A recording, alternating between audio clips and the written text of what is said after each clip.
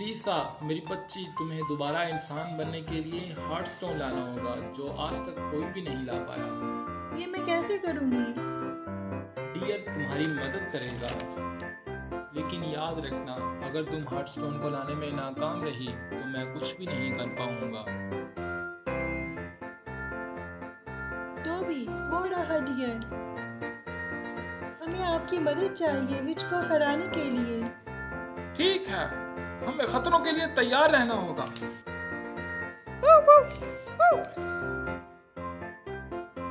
Heart stone को पाने के लिए हमें केव को पार करना होगा जिसकी हिफाजत एक डेविल ऑक्टोपस कर रहा है। ये लो।